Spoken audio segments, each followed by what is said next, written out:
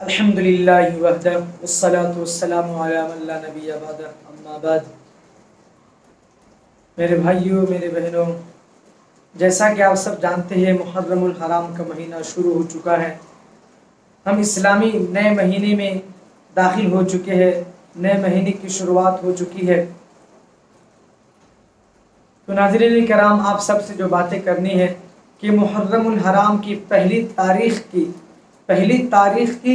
حضرت عمر فاروق رضی اللہ تعالی عنہ کی شہادت ہے۔ بسا اوقات کیا ہوتا ہے کہ ہم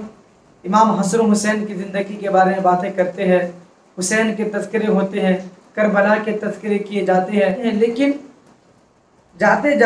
کربلا جاتے جاتے محرم کا مہینہ جیسی داخل ہوتا ہے، جیسی شروع ہوتا ہے، محرم الحرام کی پہلی ہی تاریخ کو حضرت مسلمانوں کے دوسرے خلیفہ امیر المؤمنین،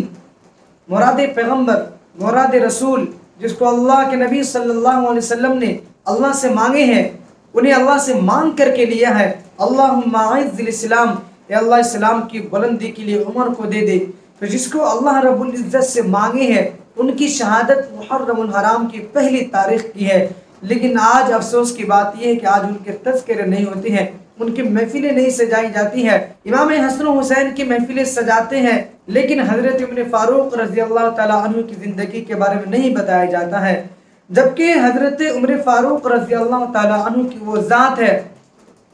جو ہر ایک کے لیے آئیڈیل ہے، ہر ایک کے لیے نمونہ ہے۔ وہ جیسے بھی حکمران ہو اس کے لیے بھی آئیڈیل ہے۔ معاشرے کا کوئی بھی فرد ہو، ہر معاملے میں، ہر لائن کے اعتبار سے حضرت عمر فاروق رضی اللہ تعالیٰ عنہ کی زندگی پڑھی جا سکتی ہے۔ ہر لائن کے اعتبار سے انہوں نے باتیں بتلائی ہیں، زندگی جینے کے شعور بتلائے ہیں، زندگی جینے کے طریقے بتلائے ہیں، اسلوب بتائے ہیں، کس زندگی ہونی چاہیے، معاشرت کی زندگی کیسی ہونی چاہیے، معاملات کی زندگی کیسے ہونی چاہیے، اللہ سے ڈر اور خوف کا کیا عالم ہونا چاہیے، یہ حضرت عمر فاروق رضی اللہ تعالیٰ عنہ نے بتلائے ہیں، اور ہر ایک کے لیے آئیڈیل اور نمونہ ہے۔ ہم سب کو ان کی زندگی پڑھنی چاہیے اور ان کے مطابق ہمیں زندگی گزارنی چاہیے، ان کے مطابق ہمیں فیصلہ کرنا چاہیے۔ عدل و انصاف کے مرکز ہے حضرت عمر فاروق رضی اللہ تعالیٰ عنہ کی زندگی، تو ان کی زندگی سے ہمیں سیکھنی چاہیے۔ تو میرے دوستو، حضرت عمر فاروق رضی اللہ تعالیٰ عنہ کی شہادت یکم محرم کی ہے، یعنی محرم کی پہلی تاریخ کی ہے۔ شہادت کا واقعہ کچھ اس طرح ہے۔ حضرت عمر فاروق رضی اللہ تعالیٰ عنہ فجر کی نماز اپنے معمول کے حساب سے، معمول کے اعتبار سے پڑھا رہے ہیں۔ اللہ اکبر شروع کرنے کے بعد کچھ آیتیں پڑھے، اس کے بعد فیروز نامی شخص نے پیچھے سے زہر آلود تلوار مارے، نیزے مار کر کے پیچھے سے پکڑے پہ مارے، اس کے بعد اور بھی کئی جگہوں پہ مارے، 2-3 جگہوں پہ حضرت عمر فاروق رضی اللہ تعالیٰ عنہ کے اس نیزے سے مارے، اور اس کے بعد حضرت عمر فاروق بے ہوش ہو گئے، زمین پر گر گئے۔ عبد الرحمن بن عوف کو اشارہ کیا کہ وہ نماز پڑھائی، اور نماز مکمل ہونے کے بعد اس شخص نے کتنے اور صحابہ کرام کو زخمی کر دیے۔ اس کے بعد جب وہ مسلمانوں کے ہاتھ لگ گئے تو اسی نیزے سے، اسی خنجر سے اپنے آپ کو مار کر کے ہلاک کر لیے۔